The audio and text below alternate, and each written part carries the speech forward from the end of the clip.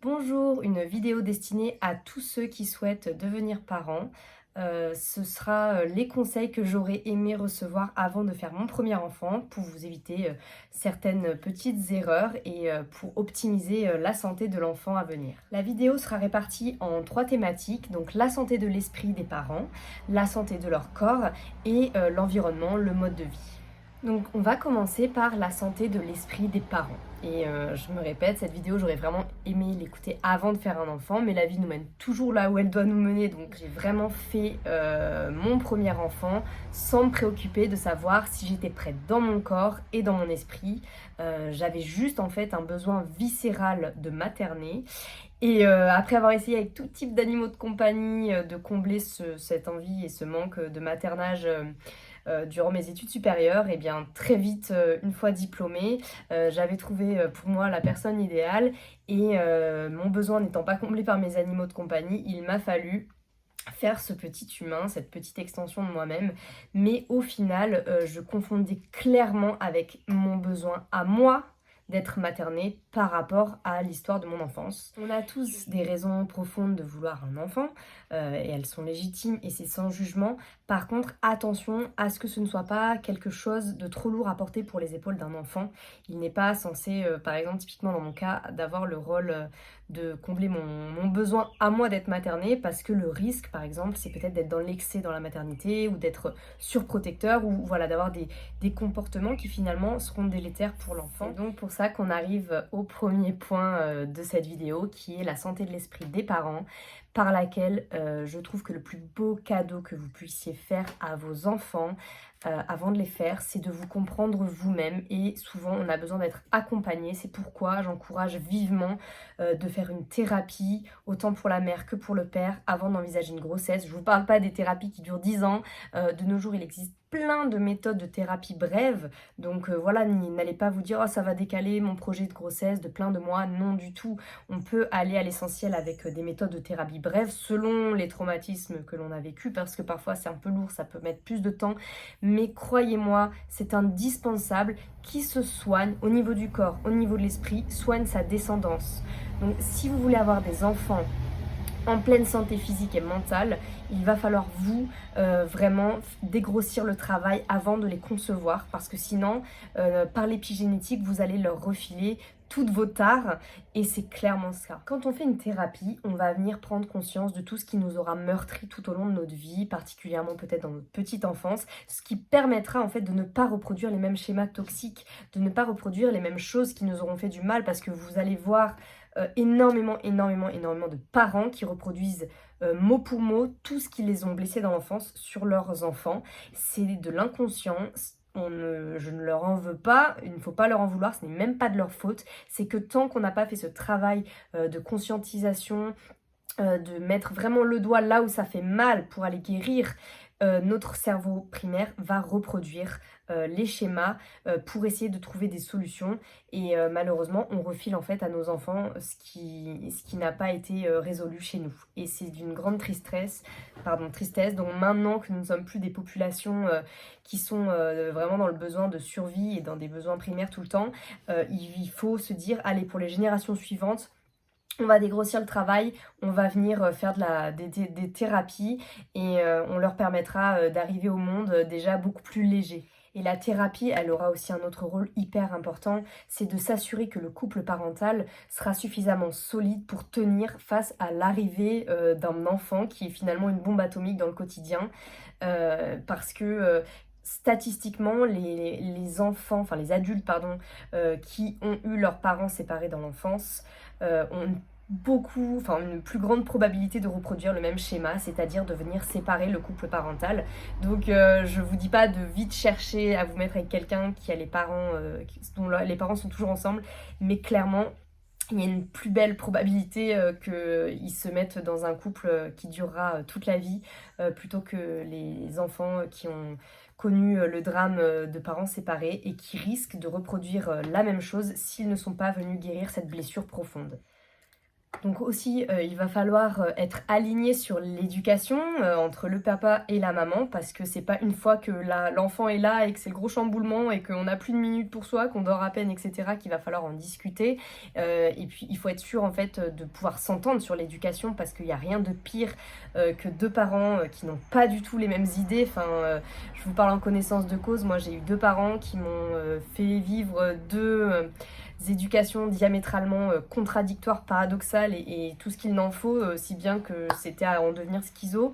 Je touche du bois. Mais voilà, donc il va falloir vraiment vous aligner sur l'éducation, quelles sont vos valeurs, vos choses qui ne seront pas négociables, etc. Et puis même avant ça, savoir aussi si vous avez un projet d'allaitement, être aligné sur l'investissement personnel de chacun, parce qu'une fois qu'on est devenu parent, il va falloir faire des sacrifices sur son temps personnel. Les gens qui étaient très sportifs, qui avaient vachement besoin de vie sociale ou ce genre de choses, sachez que si vous voulez vraiment assumer votre rôle de parent et ne pas tout laisser reposer sur l'autre parent, il va falloir en discuter ensemble et tout de suite fixer des bases, tout de suite fixer des règles pour qu'il n'y ait pas de dispute, pour qu'il n'y ait pas de discorde et pour que cet enfant il arrive dans les meilleures conditions possibles d'entente entre les parents et d'une famille soudée. Un projet de grossesse, ça se fait à 2, il y a 2 parents. Donc voilà, si vous voyez déjà que votre conjoint n'est pas investi en période préconceptionnelle, commencez à avoir quelques petites craintes parce qu'à l'arrivée du bébé, ça ira pas forcément en s'arrangeant. Enfin bon, si c'est possible, mais quoi qu'il en soit, pour les gens qui voient un total désintérêt du conjoint dans cette période préconceptionnelle, il va falloir aller s'assurer que cette personne a vraiment envie, un vrai désir de devenir parent parce que c'est un rôle à part entière. Il faut avoir des responsabilités et devoir faire des sacrifices. Et parce que ce n'est pas une fois qu'il est là, l'enfant, qu'il va falloir penser à tous ces réajustements qui risquent de faire un gros chamboulement. Parce que déjà, durant la grossesse, pas de stress. C'est pour ça que je préfère vous dire de faire une thérapie avant la grossesse. N'attendez pas de vous dire, bon, bah, je le ferai quand je serai en grossesse parce que je serai en congé maternité, j'aurai du temps libre pour moi, je serai plus au boulot et tout. Non, en fait, la période de grossesse, on doit être dans un petit cocon d'innocence, de quiétude et tout. On ne vient pas se remuer avec une thérapie. La thérapie, elle se fait en amont. Quand on est enceinte, on ne vient pas remuer le couteau dans les plaies. Vraiment, on reste dans sa bulle de cocon, de confort et de bonheur. Et il faut qu'il y ait aussi le moins de discorde possible. Donc si on peut parler justement d'éducation et des projets avant d'avoir déjà le bébé dans le ventre, c'est super. Bien sûr, sauf en cas de force majeure, c'est-à-dire que si on vit un trauma pendant la grossesse, alors là, bien sûr, il va falloir aller le soigner avec un professionnel durant la grossesse, on n'attend pas. Mais tout ce qui est de venir ressasser le passé, on ne le fait pas pendant la grossesse, on le fait en amont. Et si malheureusement on n'a pas eu le temps de le faire en amont, on le fait en aval évidemment. Mais il faudra le faire. Il faut le faire pour vos enfants, il faut le faire. Pour moi, c'est le devoir d'un parent. Vraiment, il va falloir venir travailler sur votre esprit pour être le meilleur parent possible et pour le délester au maximum de tous vos mots MAUX parce que sinon, c'est à lui que vous refilez la patate chaude. Donc, enfin, dans la santé de l'esprit, si vous êtes sous antidépresseur, anxiolytique ou quoi que ce soit de chimique, essayez de passer sur des versions naturelles qui ont des effets absolument bluffants et quasiment aussi efficaces sans les effets secondaires. Donc par exemple, vous pouvez prendre des plantes telles que la rhodiole, le safran, la griffonia, ça agit énormément sur le stress et sur la dépression. Donc voilà, il faut essayer de vous sevrer de toutes ces molécules chimiques avant d'envisager de concevoir un bébé. Et aussi, c'est le meilleur moment pour apprendre des techniques de gestion du stress parce que de toute façon, lorsqu'on est stressé, ça vient altérer la fécondité clairement et puis ça raccourcit les télomères et on le sait, on donne nos télomères à notre descendance. Donc si vous voulez qu'ils aient les télomères les plus longs possibles pour qu'ils soient en parfaite santé, il va falloir concevoir l'enfant dans un environnement et dans une ambiance la moins stressante possible. Donc on apprend des méthodes telles que la cohérence cardiaque, le FT, voilà. Pour ça, faites vos petites recherches, la méditation, la pleine conscience, etc. Il y a plein de petites méthodes et vous verrez, c'est magique. Pour ce qui est de la santé du corps, donc on va venir faire des bilans sanguins, urinaires pour s'assurer que l'on n'a pas de carence. Si jamais on a des carences, on va axer au maximum sur les produits alimentaires pour venir remonter les taux qui sont trop bas. Et si jamais on doit passer par la supplémentation, s'il vous plaît, on passe par des compléments alimentaires issus d'aliments et du bio aussi. Et on ne passe pas par des vitamines ou des minéraux synthétiques parce que très souvent ce sont soit des nanoparticules, soit des molécules qui sont quasiment pas assimilables et même qui peuvent être très toxiques. Donc voilà, on vient chercher la supplémentation par les aliments bruts. Si jamais c'est insuffisant parce qu'on a une carence qui est trop élevée, trop importante, on va le chercher dans des compléments alimentaires issus d'aliments. Faites très attention à votre thyroïde avant une grossesse. Énormément de monde sont en carence d'iode et se supplémenter en iode seul, ça peut être très mauvais. Donc venez le chercher dans le naturel. Par exemple, vous mangez des huîtres. Si vous avez du mal avec les huîtres, il y a certaines algues marines, hein, pas la spiruline, certaines algues marines qui contiennent de l'iode, mais voilà, en fait il faut pas que ce soit de l'iode seul parce que l'iode a besoin d'être avec aussi par exemple le sélénium, le zinc et plein d'autres cofacteurs pour venir aider la thyroïde, parce que quand on se supplémente dans une vitamine isolée, on vient généralement se faire des carences d'autre part. Ça fait plusieurs fois que je dis qu'il faut que je fasse un sujet là-dessus, mais quoi qu'il en soit, on cherche d'abord dans les aliments les sources pour remonter ces taux.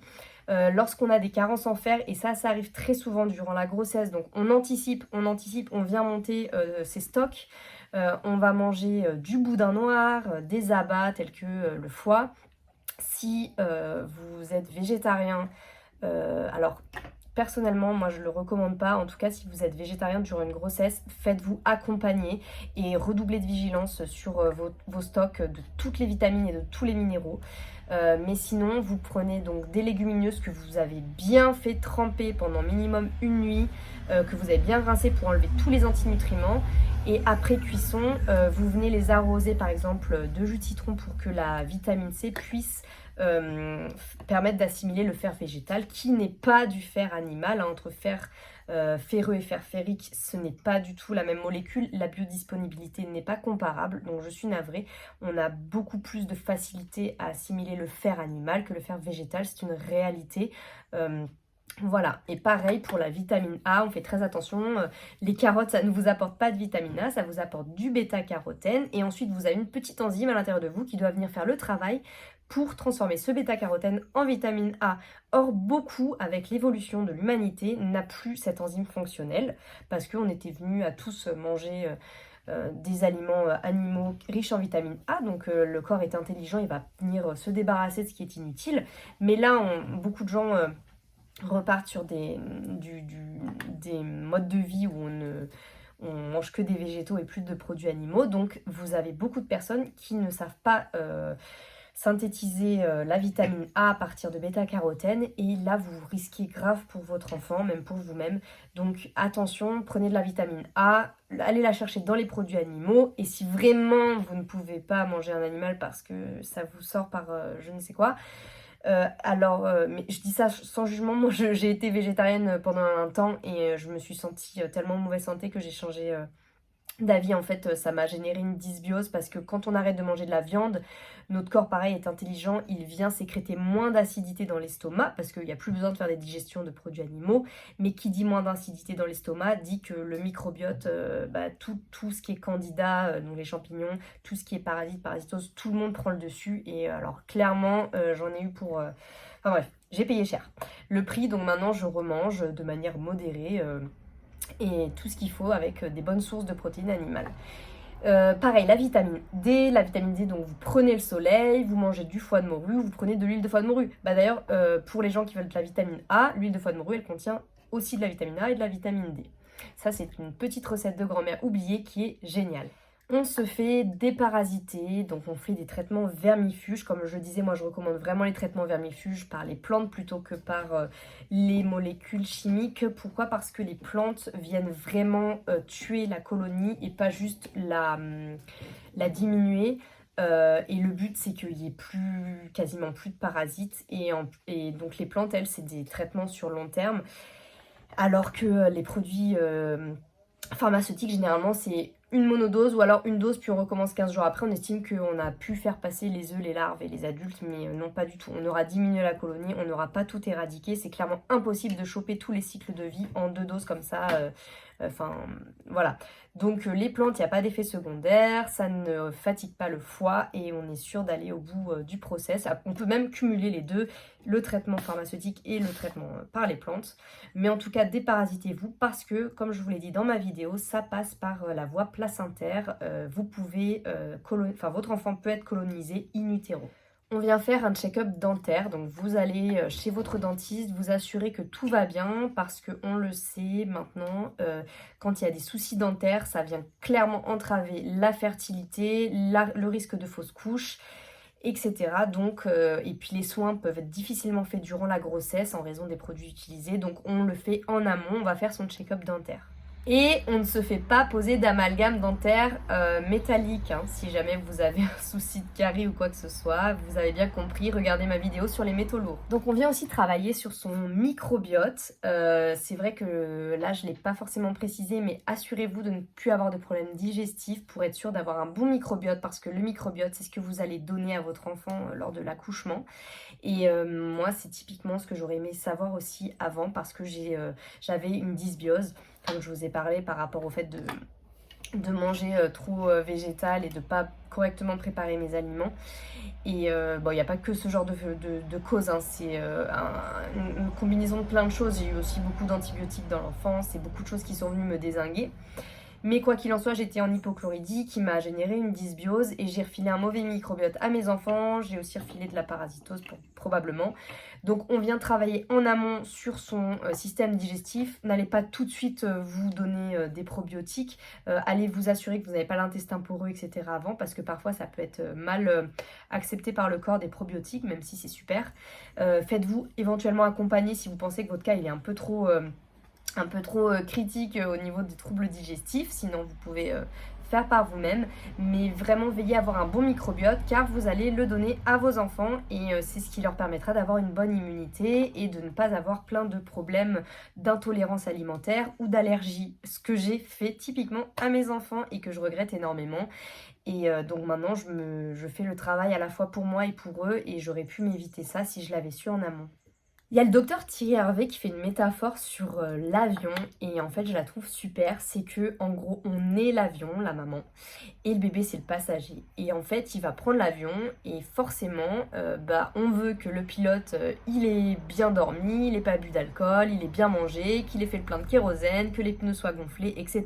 Donc on s'assure en amont d'avoir fait tout ce qu'il faut pour avoir la meilleure santé possible avant de venir concevoir un enfant. Donc maintenant j'aimerais vous parler d'un sujet important parce que moi mes enfants sont nés avec des freins bucco-restrictifs, donc c'est-à-dire que leur langue elle avait un frein en dessous de la langue qui était très restrictif, donc ils n'avaient pas une bonne mobilité de la langue. Qui dit mauvaise mobilité de la langue dit que vu que c'est le muscle de la langue qui vient former le palais de l'enfant, on n'a pas une mâchoire avec suffisamment d'espace pour pouvoir bien implanter les dents. Ça finira en orthodontie, mais c'est pas le seul problème parce que le problème ça va être potentiellement des migraines, potentiellement des problèmes de dos, potentiellement, il y a énormément d'impacts liés aux freins restrictifs buccaux. Ça ne s'arrête pas juste à une mâchoire disgracieuse. Et ça, c'est seulement les enfants allaités pour qui on le remarque vraiment parce que ça vient poser des gros problèmes de succion. Après, on voit aussi des problèmes de succion chez les enfants biberons, mais les parents, vu qu'ils ressentent pas la douleur au sein d'un enfant qui a un problème de succion, ils vont se dire bon c'est pas grave, ça tombe à côté le lait, c'est peut-être normal, c'est peut-être le débit, ou je change de forme de tétine, ou je le mets allongé, ou non, ça c'est que votre enfant il a des problèmes de succion, soit il a des blocages, peut-être faut aller voir un ostéo ou quoi, mais sinon c'est aussi probablement des problèmes de freins restrictifs buccaux, ça s'appelle l'ankyglossie. Et d'après une base de données américaine, il y a une augmentation, ils ont montré qu'il y avait une augmentation de x10 en 15 ans d'ankyglossie. Et il y a une étude israélienne à prendre avec des pincettes, celle-ci parce qu'elle a été faite vraiment sur un petit effectif, mais elle a émis l'hypothèse qu'il y aurait un lien entre une supplémentation en acide folique en pré-conceptionnel, donc c'est la vitamine B9 qui est recommandée justement depuis pas mal d'années, ce qui recoupe l'augmentation de ces freins restrictifs, donc c'est pour ça que quand même ça reste une étude à envisager. Et en fait, cette prise d'acide folique qui est là pour la prévention des anomalies du tube neural, d'une mauvaise fermeture du tube neural, elle serait à l'origine de cette augmentation de freins restrictifs buccaux. Et donc pour pallier à ça, comme on sait qu'il y a beaucoup de personnes qui ont des problèmes de méthylation, ils ont leur système enzymatique qui est pas top pour certains, et ben je vous recommande fortement d'aller chercher votre acide folique dans l'alimentaire, et si vous devez vous supplémenter, prenez de l'acide folique méthylé, ça existe. Vous lisez bien les petites étiquettes ou vous tapez sur internet complément alimentaire acide folique méthylé, comme ça vous serez sûr d'avoir votre vitamine B9 qui sera avec son groupe méthyle, et il y a déjà une partie du travail qui est fait si jamais vous n'avez pas l'enzyme qui vous permet de venir méthyler l'acide folique pour qu'il soit ensuite bien biodisponible et puis qu'il fasse bien son travail et limiter le risque potentiel de freins restrictifs buccaux. Moi, mes enfants sont nés avec ça, il a fallu aller leur faire retirer au laser leurs freins restrictifs buccaux, et croyez-moi, j'en ai vraiment chié pour les allaiter, à en saigner des mamelons. Donc ça aurait pu clairement compromettre mon allaitement. J'ai eu de la chance, j'avais une consultante en lactation qui était formée dans cette problématique, elle m'a sauvé mon allaitement. Ils ont eu donc la frénéctomie, et ensuite ils ont eu de la rééducation pour remuscler la langue correctement, parce que cette musculation elle commence très tôt, et suite à ça j'ai pu les allaiter pendant bien longtemps. Donc voilà, ne passez pas à côté de ça potentiellement, et pour limiter la probabilité, même si je pense qu'il y a aussi de l'hérédité, il va falloir aller plutôt sur de l'acide folique méthylé si vous devez vous supplémenter. Maintenant, le dernier point, c'est le mode de vie et l'environnement de manière générale. Donc on voit des Parisiens qui, afin de vouloir faire un enfant, viennent s'installer en province, à la campagne. Bon, je dis pas à tout le monde de faire ça, même si bien sûr on le sait, c'est l'idéal, mais quoi qu'il en soit, allez s'il vous plaît chasser les perturbateurs endocriniens de votre vie. Donc on ne mange plus dans des contenants en plastique, dans des contenants métalliques, tout ce qui est canettes, tout ce qui est tout ce genre de choses. Ou alors par exemple quand vous êtes au boulot ou dans les cafétérias, etc. Vous savez, les distributeurs de café où on met du café hyper chaud dans un gobelet en plastique. Mais alors là, vous pouvez être sûr que vous bouffez du plastique, des perturbateurs endocriniens. Pardon pour la vulgarité, mais c'est que je n'ai pas d'autres mots pour vous dire à quel point c'est toxique et nocif. Donc essayez de vraiment chasser tout ce qui est plastique, les tupperwares, prenez les tupperwares en verre et tout ce genre de choses. On oublie le plastique, même les bouteilles d'huile, si vous prenez de l'huile d'olive ou quoi, il faut qu'elle soit dans un contenant, dans une bouteille en verre. Voilà, on arrête tout ce qui est plastique et métallique à part l'inox. Ensuite, les cosmétiques, il y a des perturbateurs endocriniens dans les cosmétiques, donc pour les futures mamans, on fait vite sa transition vers des produits cosmétiques bio et naturels. Sans perturbateurs endocriniens. Il en existe de plus en plus des marques. Il faut qu'il y ait le moins d'ingrédients possible pour être sûr que ce soit le plus clean possible, avec le moins de toxiques possible. Et les produits ménagers. Là, les produits ménagers, les papas et les mamans, il va falloir changer vos modes de concevoir le ménage. Le propre n'a pas d'odeur. Et voilà, c'est un fait. Le propre n'a pas d'odeur, donc revoyez avec quoi vous faites le ménage. Vous allez repasser sur des choses naturelles. Le vinaigre blanc, le bicarbonate de soude, le savon noir pur, le vapeur. Vous pouvez acheter des nettoyeurs vapeur, là c'est encore mieux. Vous êtes sur juste de l'eau pour nettoyer. Enfin voilà, il va falloir que vous commenciez à vraiment repenser toutes vos façons de faire le ménage avec des produits naturels, pour plusieurs raisons. Parce que déjà ça se met dans l'air, vous le respirez, et ça vient aussi dans votre corps parce que les contacts avec la peau. Et même pour plus tard, votre enfant, quand il va se mettre à ramper, à faire du quatre pattes, il y a des gens, ils nettoient leur sol avec de la javel s'il vous plaît, et leur enfant il fait du quatre pattes et il rampe derrière. Et bah ça, clairement, moi ça me sort par les yeux. Je sais que la plupart du temps les gens ne le savent pas, qu'ils sont en train de porter atteinte à leur progéniture, mais là je suis en train de vous le dire.